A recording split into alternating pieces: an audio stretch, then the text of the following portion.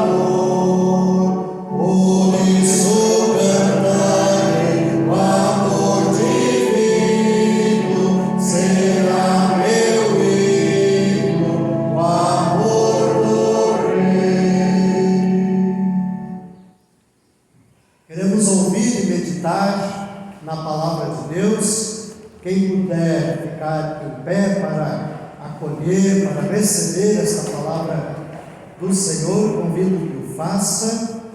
A leitura do Evangelho é é no capítulo 13, verso 1 até o verso 8, e assim nós queremos acolher esta palavra.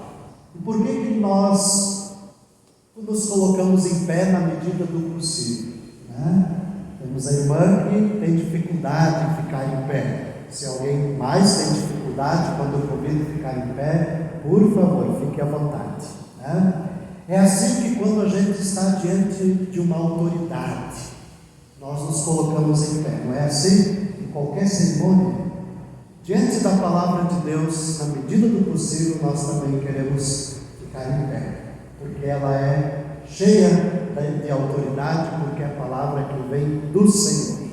Por isso, queremos ouvir e acolher a leitura da palavra de Deus, quando Jesus, lá em Marcos capítulo 13, verso 1, se depara diante da admiração dos seus discípulos. Assim diz: ao sair Jesus do templo, disse-lhe um dos seus discípulos: Mestre, que pedras, que construções!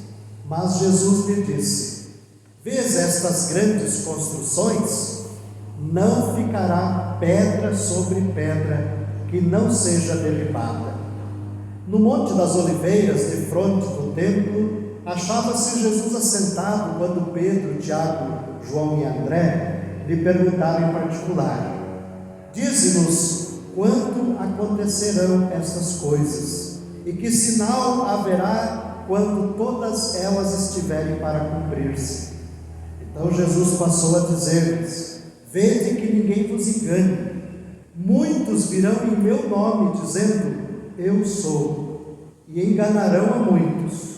Quando, porém, ouvirdes falar de guerras e rumores de guerra, não vos assusteis. É necessário assim acontecer, mas ainda não é o fim. Porque se levantará nação contra nação, reino contra reino.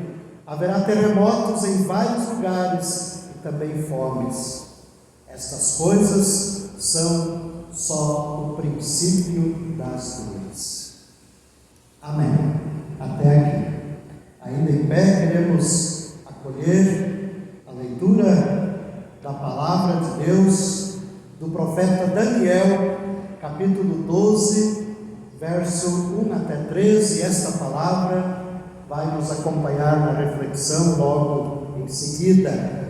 Daniel capítulo 12, verso 1 a 3 diz: nesse tempo se levantará Miguel, o grande príncipe, o defensor dos filhos do teu povo, e haverá tempo de angústia, qual nunca houve, desde que houve nação até aquele tempo.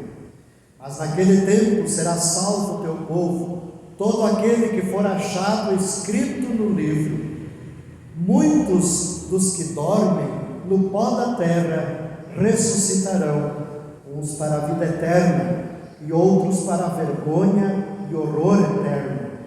Os que forem sábios, pois, resplandecerão como o fulgor do firmamento, e os que a muitos conduziram à justiça, como as estrelas, sempre e eternamente.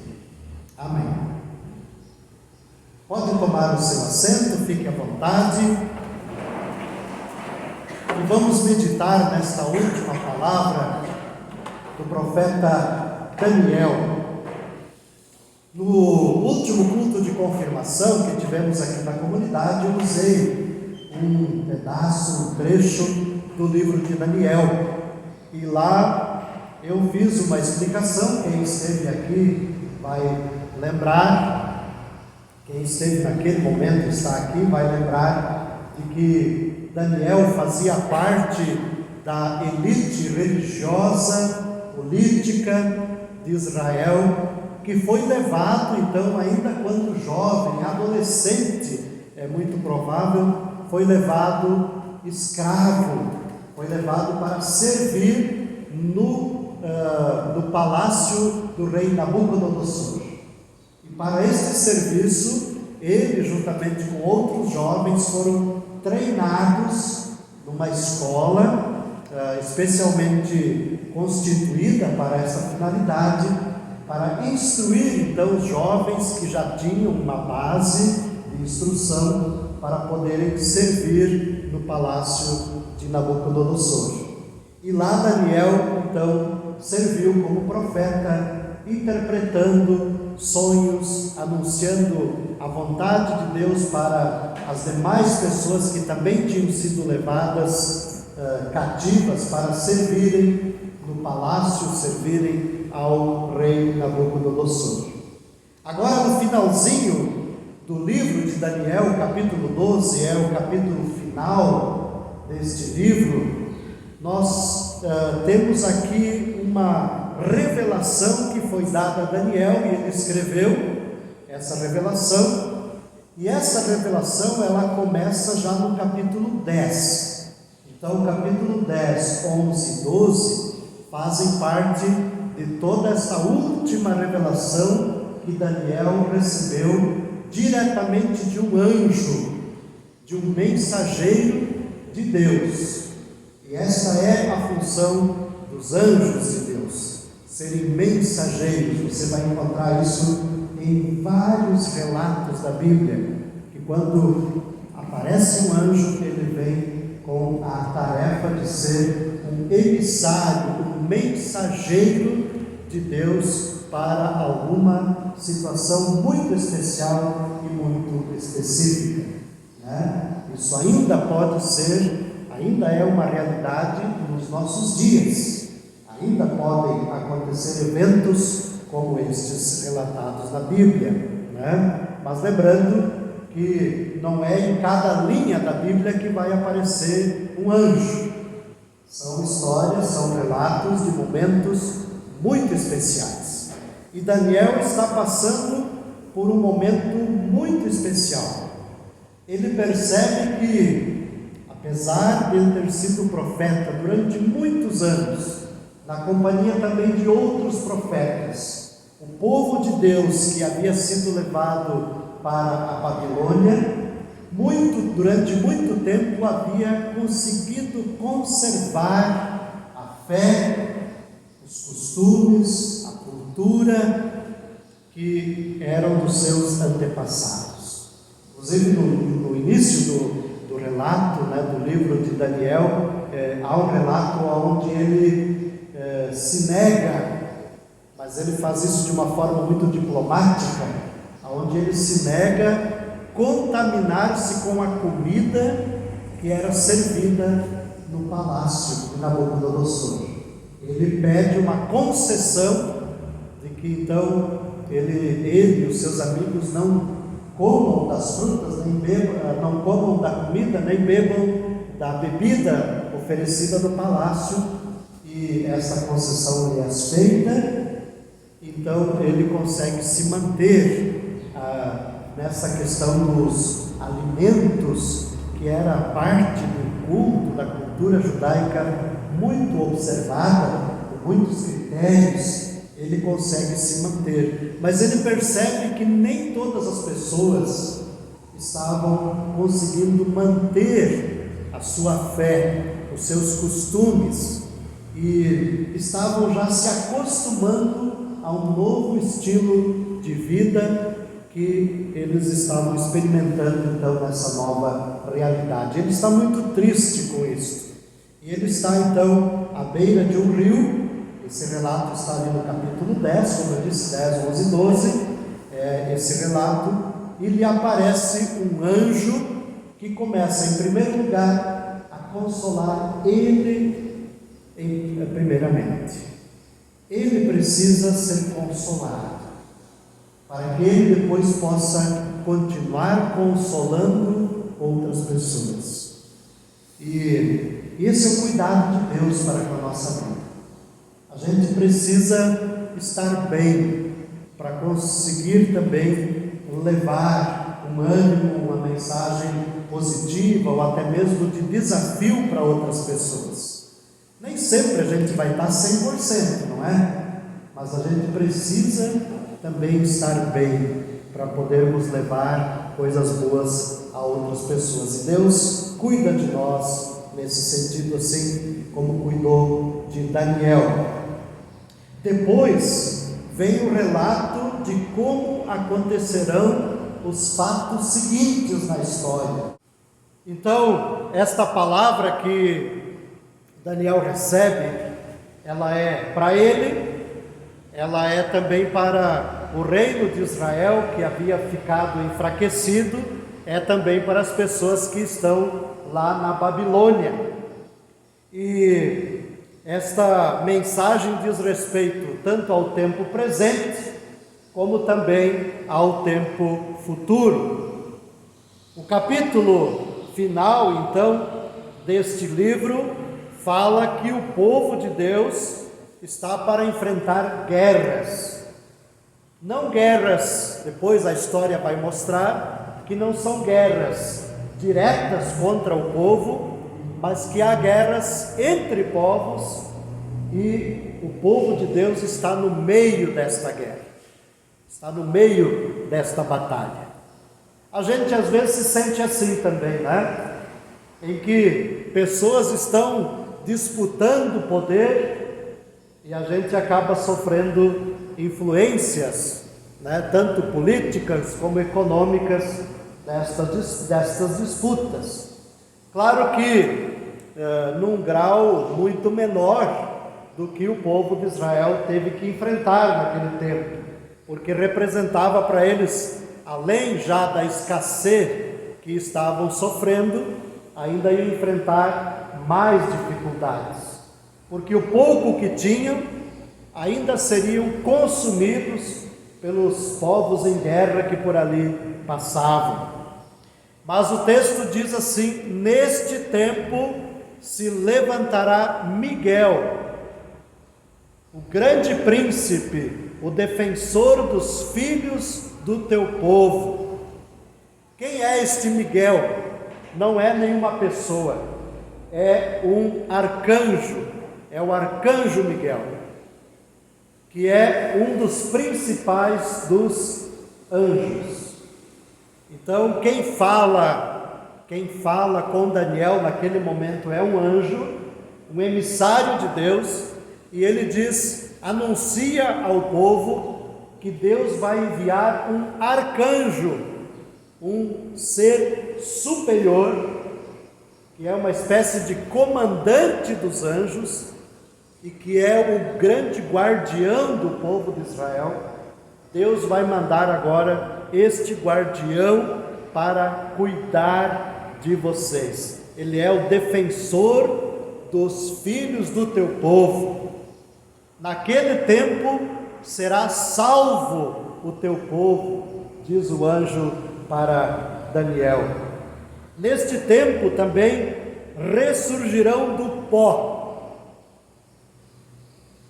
Este símbolo, esta figura de linguagem, para aquele tempo significava dizer o seguinte: o povo que estava na miséria seria levantado, porque pó significava um símbolo de pobreza, de miséria.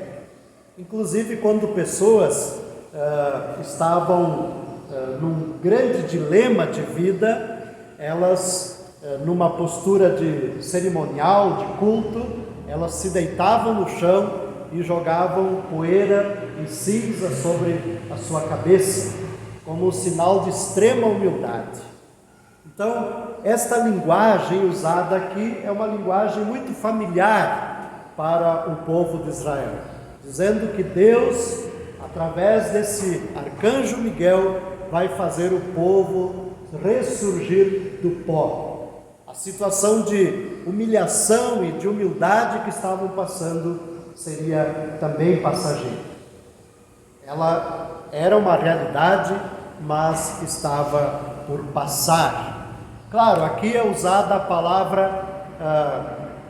palavra que denota ressurreição, né?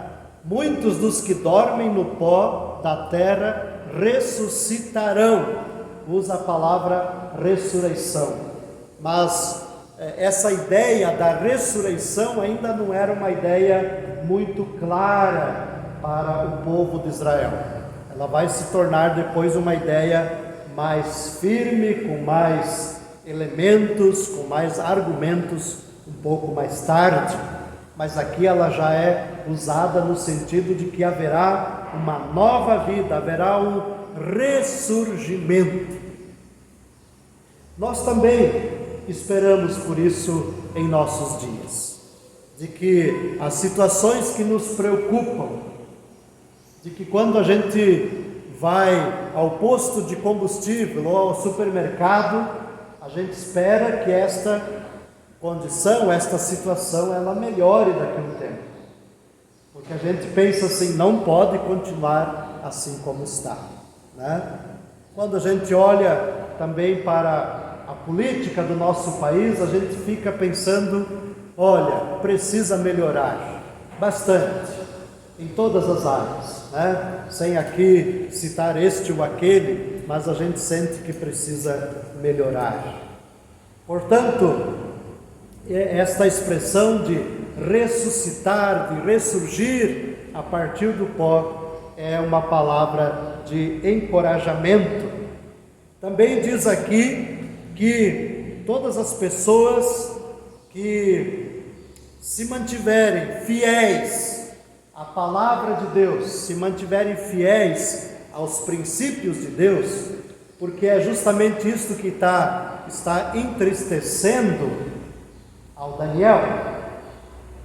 Ali aquele anjo está dizendo: quem se manter fiel, quem manter o seu nome escrito no livro, estes serão honrados, estes serão aqueles que resplandecerão como as estrelas ou como as luzes do universo.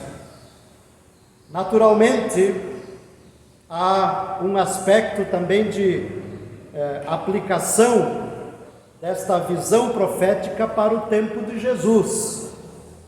Esta é uma palavra que já aponta para o Messias, porque a história, hoje nós podemos ver que a história de Deus para com o seu povo é uma história sempre crescente.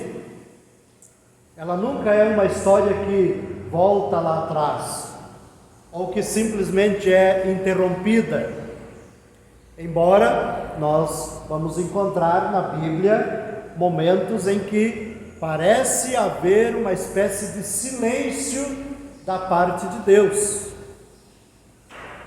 Por exemplo, entre o último livro do Antigo Testamento e o nascimento de Jesus, se passam 400 anos.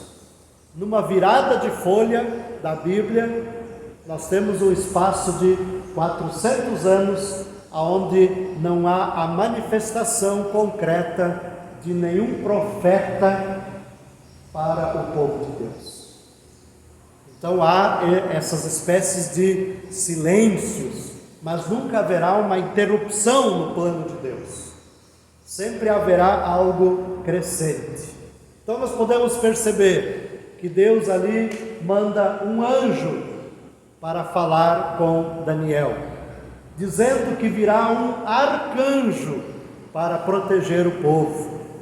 E pela história nós notamos depois que Deus envia o seu próprio Filho para falar e animar o seu povo. E além disto, há a promessa do retorno do seu Filho para a instalação plena do reino de Deus. Então, nós hoje, pela história, embora a gente ainda não tenha chegado nesta época do retorno do Filho, cada época, cada dia, cada ano se aproxima mais, é verdade, ainda não chegamos, mas nós cremos na vinda, na segunda vinda, no retorno do Filho de Deus. O anjo, ele é um mensageiro para Daniel. O arcanjo, ele vem como um protetor para o povo de Deus. O Messias vem como salvador e redentor para o povo de Deus. E por ocasião da segunda vinda, o que a Bíblia chama é o galardoador. O que quer dizer esta palavra? Galardoador é aquele que traz o prêmio, é aquele que traz a recompensa, é aquele que traz a vitória sobre todas as coisas. Não é só como um troféu dizendo: olha, pelo teu esforço você merece este troféu e este reconhecimento. Não é nestes termos, mas é nos termos de que o próprio Cristo enxugará do olho toda lágrima, e não haverá mais choro, não haverá mais tristeza, não haverá mais lamento, haverá um novo céu e uma nova terra. É neste sentido que a segunda vinda do Filho de Deus, ela se dá na característica de um galardoador, daquele que traz o prêmio, né? Aquele que traz um presente definitivo, aquele que traz uma cura definitiva para toda a humanidade. Nós também, portanto, vivemos dentro da perspectiva de uma promessa.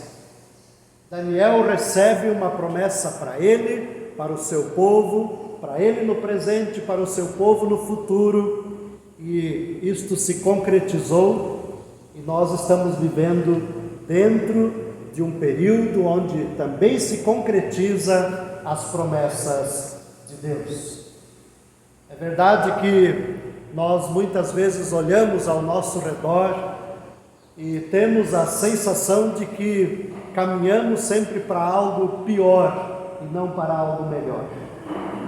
Caminhamos com muita preocupação em relação à vida do nosso planeta, a sobrevivência, a subsistência, antes da sobrevivência, a subsistência da vida no nosso planeta, né? Há pessoas importantes envolvidas nesse processo.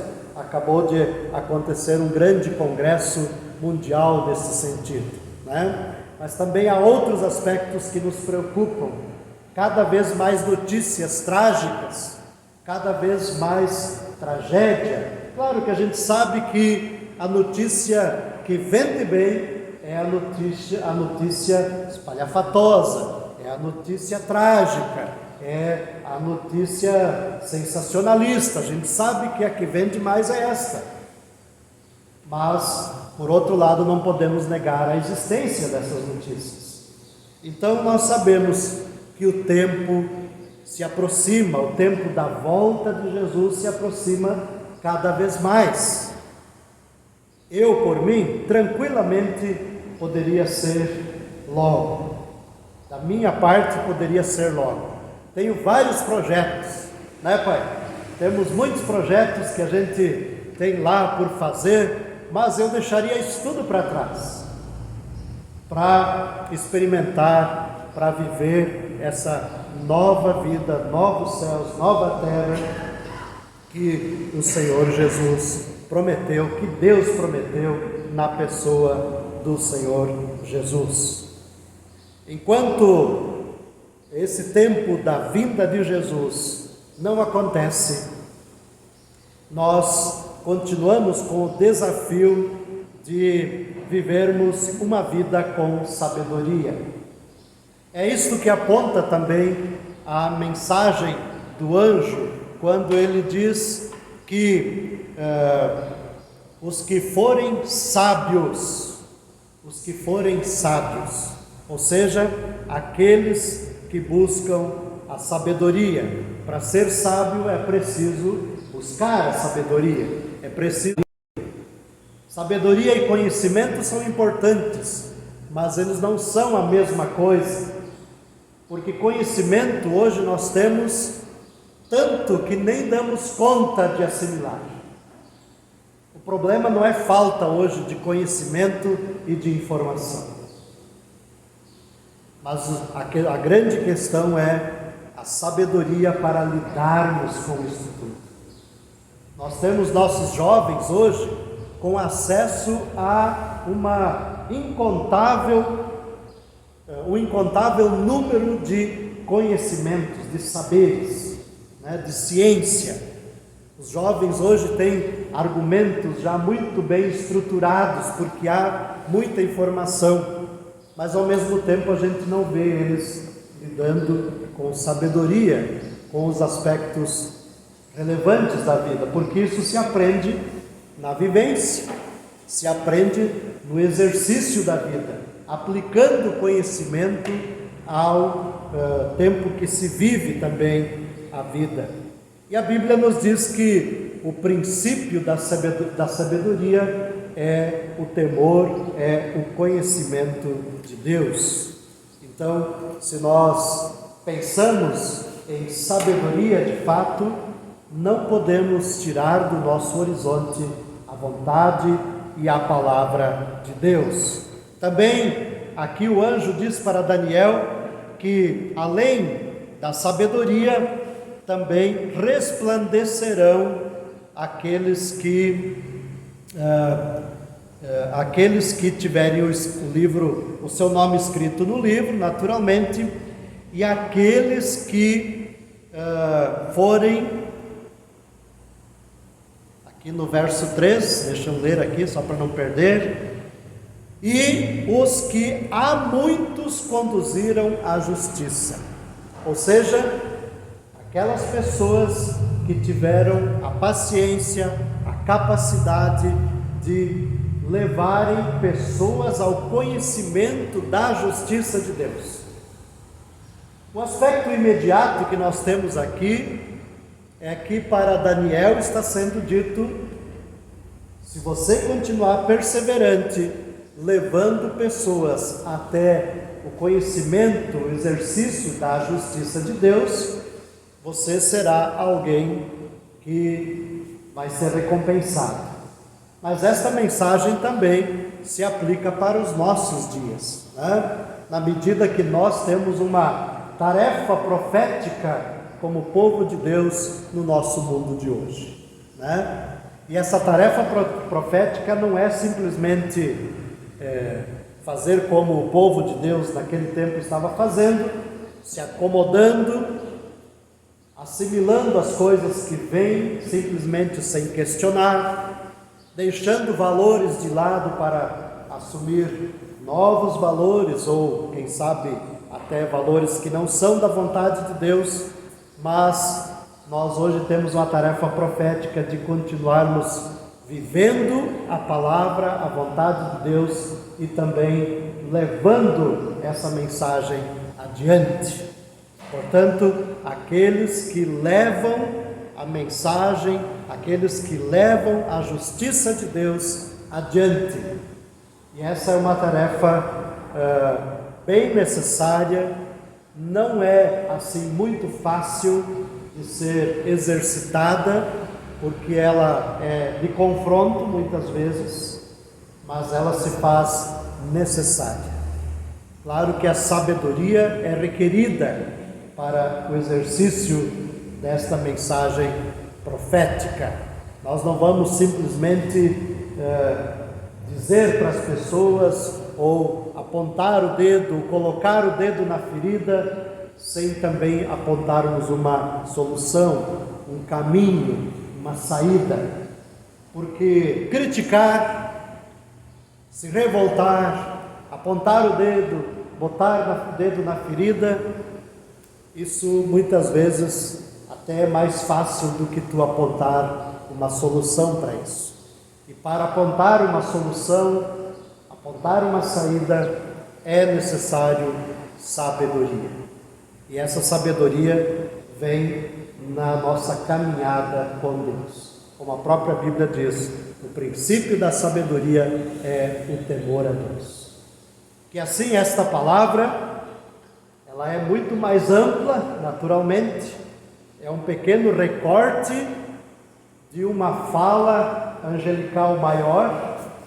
Então não é assim muito fácil de a gente interpretar, mas nós entendemos que a mensagem deste mensageiro, que foi trazida a Daniel no primeiro momento, aquele profeta de Deus, ela também tem sua aplicação, né, na medida que a gente também consegue trazê-la para os nossos dias, para o nosso contexto, para a nossa história.